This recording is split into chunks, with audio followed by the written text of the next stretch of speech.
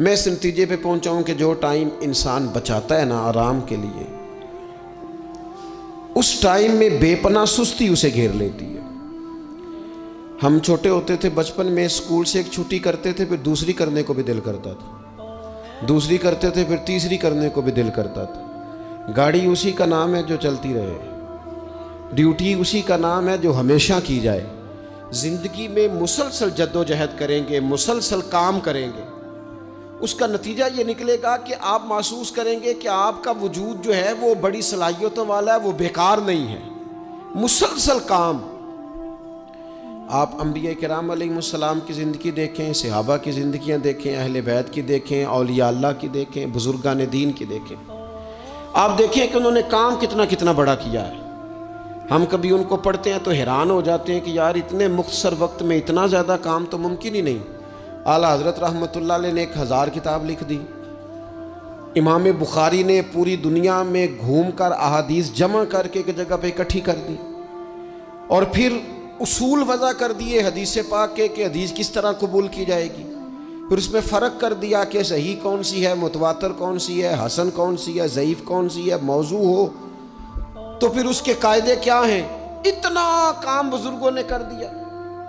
جد و جہد تھی زندگی میں، مسلسل ڈیوٹی کرتے تھے۔ جب مسلسل کام کرتے ہیں نا، نبی پاک صلی اللہ تعالیٰ علیہ وسلم نے فرمایا جو آدمی محنت کرے، کوشش کرے اور شام کو تھک کے سو جائے، اللہ اس کے پچھلے گناہوں کو معاف فرما دے گا۔ تو چلتے رہیں، جد و جہد کریں، ہمت کریں، کوشش کریں۔ کبھی کبھی یوں ہوتا ہے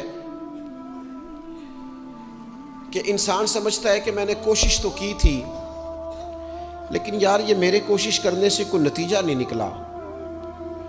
عارف رومی رحمۃ اللہ علیہ فرماتے ہیں کہ ایک شہر ایسا تھا جس میں ایک بیماری بار بار حملہ کرتی تھی، تو 3-4 پہاڑیاں ایک دوسرے کے اوپر تھیں، اکٹھے پہاڑ بنے ہوئے تھے، اس کے اوپر وہ جڑی بوٹی تھی جس سے اس بیماری کا علاج ہوتا تھا۔ تو کئی حکیموں نے بتایا کہ اگر وہ جڑی بوٹی حاصل کر لی جائے تو تمہارے شہر کے لوگ صحت یاب ہو سکتے ہیں، پر وہ 4 پہاڑیاں اوپر نیچے، اور پھر ڈھلان بڑی سیدھی تھی، جو پیر رکھتا پھسل جاتا، کوئی جرت ہی نہ کرتا اوپر جانے کی، لیکن لوگ بیمار تھے، تکلیف میں تھے۔ بالآخر ایک شخص نے ارادہ کیا کہ کب تک لوگوں کو بیماری سے سسکتے، تڑپتے، مرتے دیکھتا رہوں گا۔ اس نے کلاڑا اٹھایا، ہتھوڑا اٹھایا، پہاڑ کاٹنا شروع کیا کہ میں سیڑھیاں بناؤں گا اوپر جانے کے لیے۔ فرماتے ہیں کہ وہ پہاڑ کاٹ رہا تھا تو جو قریب آتے تھے نا، وہ اسے کہتے تھے پاگل ہو گیا تو وہ اکیلا بندہ کیسے پہاڑ کاٹے گا، بیوقوف ہے، چھوڑ دے۔ اس نے کہا یار تم ساتھ نہیں چل سکتے تو حوصلہ شکنی تو نہ کرو، مجھے کچھ کرنے تو دو۔ سالوں لگ گئے، ایک پہاڑ کاٹ کے سیڑھیاں بنائی اس نے، پھر دوسرا پہاڑ شروع کیا، پھر سالوں لگ گئے، اور 2 پہاڑ کاٹے تھے، بڑھاپا آ گیا، بیمار ہو گیا، موت کا وقت آ گیا۔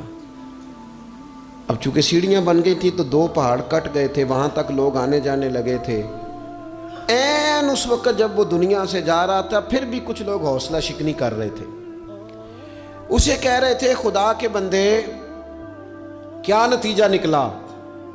کچھ لوگوں کی ڈیوٹی ہوتی ہے اپوزیشن کا کردار ادا کرنا، وہ ہر موقع پر حوصلہ شکنی کرتے۔ اب اس پر آخری وقت آ گیا ہے، باوجود اس کے کچھ لوگوں نے جا کے کہا کیا نتیجہ نکلا جی، تیرے اوپر موت کا وقت آ گیا ہے، تو اوپر تک تو جا نہیں سکا، فائدہ کیا ہوا؟ وہ کہنے لگا بیوقوفو تمہیں پتہ ہی نہیں میں کامیاب ہو کے جا رہا ہوں۔ انہوں نے کہا کس طرح؟ کہنے لگا میں نے آدھا سفر آسان کر دیا ہے، اب جو میرے بعد آئے گا نا اسے 0 سے نہیں شروع کرنا پڑے گا، میں نے آدھا سفر اس کے لیے آسان کر دیا۔ وہ تیسرے پہاڑ سے شروع کرے گا، 2 کاٹے گا تو جڑی بوٹی تک پہنچ جائے گا، لوگوں کو شفا ہونے لگے گی اللہ کے فضل سے۔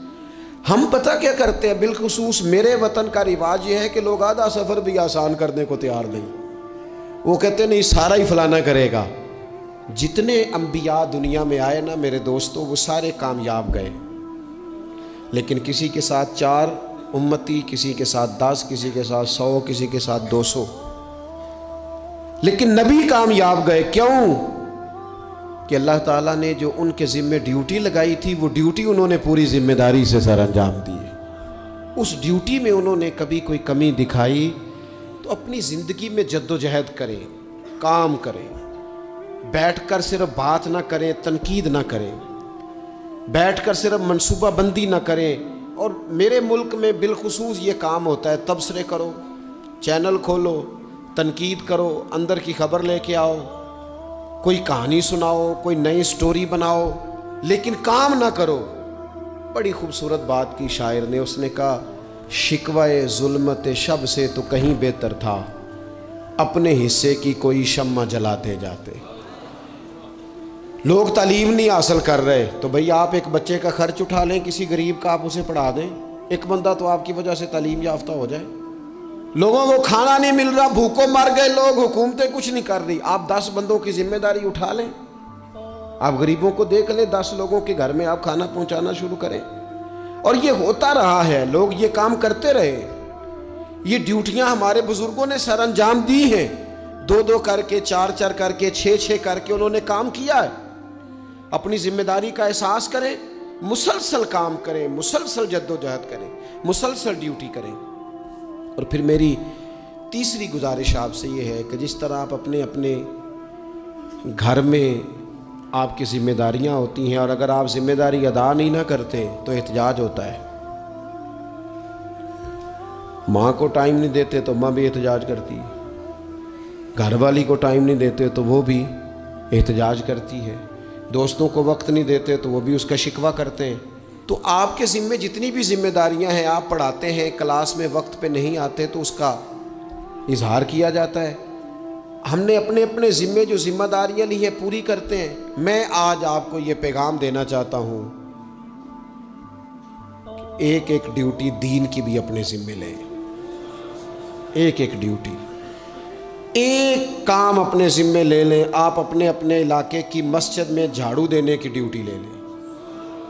آپ یہ ذمہ داری لے لیں کہ مجھ سے کچھ نہیں ہو سکتا تو میں ہفتے کے بعد مسجد میں جاؤں گا اور قرآن مجید کو میں صاف کر کے, جھاڑ پونچھ کے, ترتیب کے ساتھ مرتب کروں گا.